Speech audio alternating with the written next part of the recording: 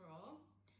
Passover is this coming week and we're all very excited, I'm sure. So I thought, what greater opportunity is there than this season to talk about Moshe Rabbeinu, Moses our teacher, and sort of explore him not so much from the physical point of view as to what he accomplished leading the Israelites out of Egypt and the giving of the Torah, but more so from the spiritual point of view to see how essential he is to our soul connection with God, the role he plays in connecting the Jewish people to God, and the spiritual impact he has on each and every individual. So our study is going to be based on a verse in Exodus 27:20 when God speaks to Moses and he says, "And you shall command the children of Israel, and they shall take to you pure olive oil, crushed for lighting, to kindle the lamps of the menorah continually."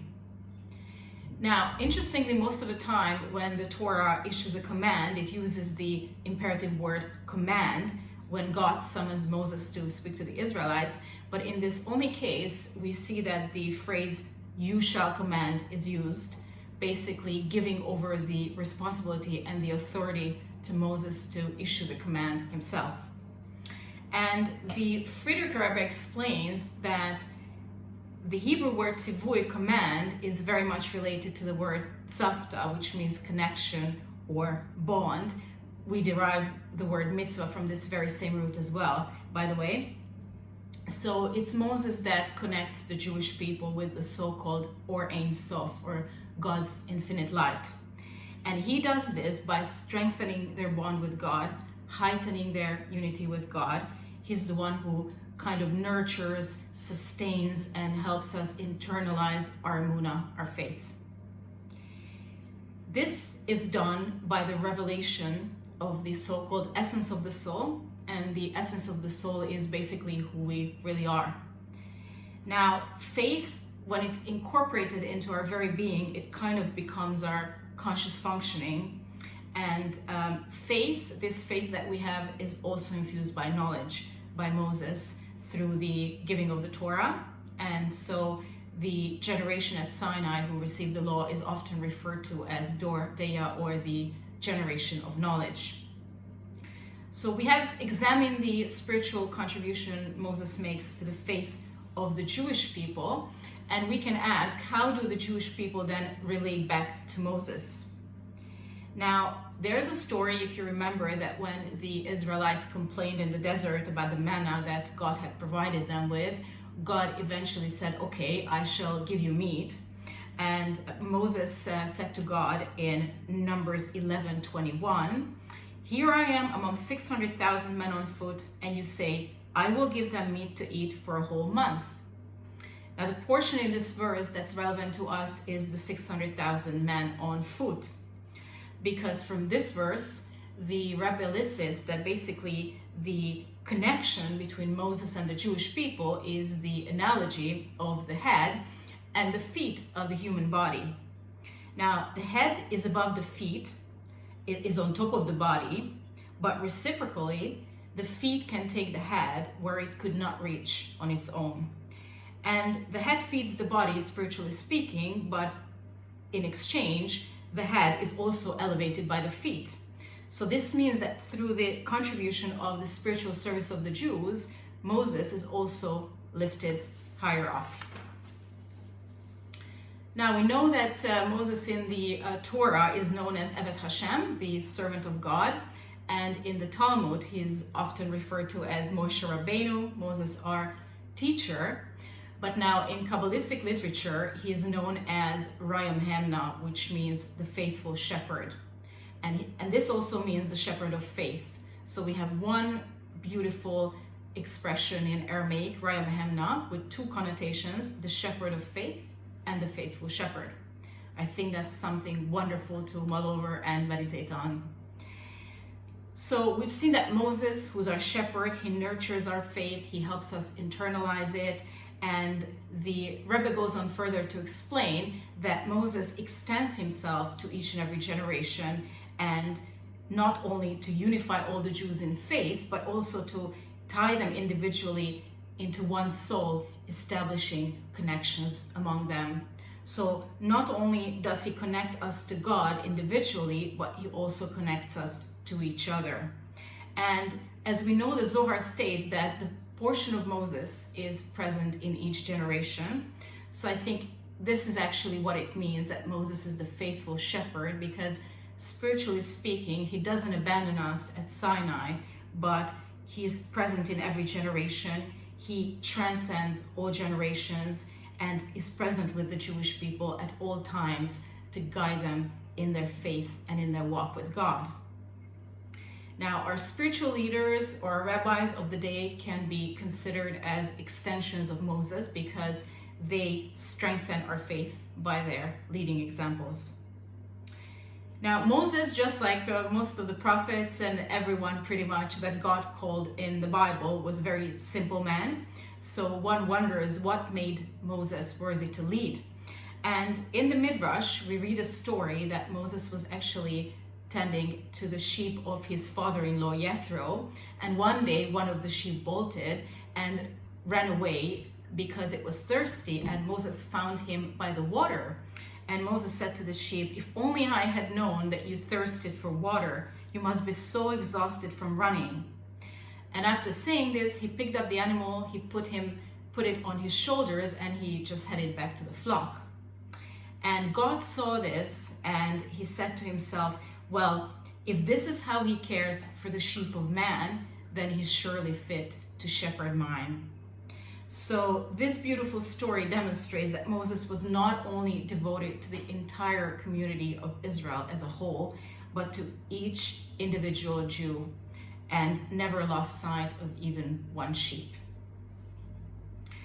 So let's go back to our verse, again, Exodus 27:20, where we read that God tells Moses, "And you shall command the children of Israel, and they shall take to you pure olive oil, crushed for lighting, to kindle the lamps continually."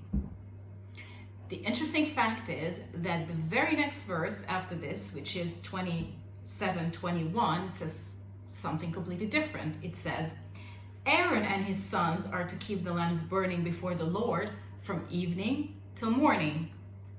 So what we can identify here is basically two contradictions. The first contradiction is, why does God ask the Jewish people to bring the oil to Moses when in fact it's Aaron who's supposed to kindle the lamps? And secondly, the first verse says that you're supposed to kindle the lamps continually, whereas the next verse says only from evening till morning. So as we have learned above, is that Moses is the one who connects the Jewish people with God and with God's light, the Or Ein Sof, God's infinite light. And he's the shepherd of faith. He's the head above the feet of the unified body of Israel. And he's the one who brings out the essence of our soul. And so, simply speaking, Aaron does not fulfill this role. What's also interesting that in this portion, in Parsha Tetzaveh, where this verse is found, Moses in the entire Parsha is not mentioned at all by name. We don't read the word Moses. So the Parsha refers to him not by name, Moses, but refers to him as you, as in you shall command. And we're told that the reason for this, as if you remember, that when Moses came down from the mountain and he saw that Israel had committed the sin of the golden calf, he pleaded with God that he should forgive Israel, and he said to God, "If you're unwilling to forgive them, erase me from your book." And we are told that in this very portion, God is actually honoring Moses' request and erasing him from the book. Well, not the entire book, but this section of the Torah at least. But although he's not brought up by name, he's very much mentioned by his essence. Because essence is something that is higher. It's something that transcends the name and identification. So he's very much present in the Parsha anyway. So talking about the essence of the soul, the concept of the essence of the soul, well, the Kabbalah distinguishes between 5 levels of the soul, which corresponds to the 5 levels of God consciousness, and they all emanate from the Infinite One. So it's very much common to Hasidic idea that the highest level of the soul, which is called a Yechida, is part of God and is bound to God. And when we talk about the essence of the soul, this is the part of the soul that we're actually referring to. Now, Yahida is something that is not experienced consciously. It's quite literally part of God above. It is external to the body, and it hosts our kind of God consciousness and our faith. It's above all consciousness, intellect, logic, emotion. It's above all of these things because its origin is the Most High Himself. Now, the power of this soul level is actually revealed through Mezirut Nefesh, or self-sacrifice. It is probably best illustrated when we take an example of a non-religious Jew who doesn't really know the Torah, doesn't spend time worshiping God, but in a situation, in a moment where he's faced with a choice between forsaking his faith as a result of Avodah Zarah, or as we call it, idol worship, and cleaving onto Hashem, he is always going to choose Hashem because he is connected or bound to him with this inseparable bond that surfaces under pressure and goes beyond all comprehension. So the Jews therefore inherently believe in God. All Jews inherently believe in God because this is the core of their being. And there are many recorded stories, like for example during the Middle Ages when the Jews were faced with forced conversion, or during the Holocaust when Jews died with the name of God on their lips. And we can see that these are those ominous moments when this unbreakable bond manifests itself. Now, as far as the luminary is concerned, what does a luminary mean, and what does it imply to be crushed for luminary? Well, just as the olive, when you take the olive, and just as it has to be pressed hard in order to produce oil, so does a Jew need to be spiritually crushed, broken, so that through self-sacrifice he may approach this luminary.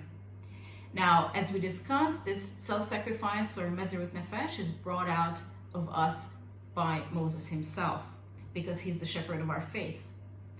Now, the oil, how do we provide the oil? Where does the oil come from? Well, the Tanya tells us that the oil is none other than our mitzvot, our good deeds. That the good deeds a man performs are the oil which supplies the light illuminating the soul. And so to that end, the light of the Shekhinah, which is God's presence, is compared to the light of a candle that doesn't shed any light except through man's performing good deeds. And I think we can say that it's very similar with our faith as well, not just with the mitzvot, that when we're crushed for luminary, when we go through difficulties and trials, they lead us to a healthy spiritual brokenness that actually compels us to offer self-sacrifice, and self-sacrifice can yield a lasting faith. So if we go back to point 2 about these seemingly contradictory statements of the lamps to be kindled continually versus from evening till morning, we can differentiate between times of persecution and times of abundance. Now, persecution signifies nighttime and abundance signifies daytime. Now, there is also a continuity. There's morning till dawn, and there's also morning till evening, but there is also a continuity because right now the Jewish people are living in exile, and the exile is associated with persecution or nighttime. So this exile is continuous at the moment, so it also means that a Jew's soul is continually crushed because of the very fact of living in exile, even despite living in prosperity. So this actually then means that the divine service of Israel is perpetual because the lamp of the soul shines constantly. And we read that in Proverbs 20:27, where it says, "The lamp of God is the soul of man."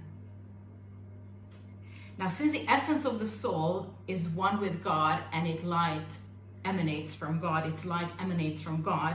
it shines continuously because it's completely unaffected by external factors. Now we know that we will bring the oil again to kindle the menorah in the actual physical sense in the Beis Hamikdash Hashlishi, our third temple, after the Geulah, our second and final redemption. And I hope that we will merit to see it soon. I wish you a great Passover and hope to see you on my next video. Thank you.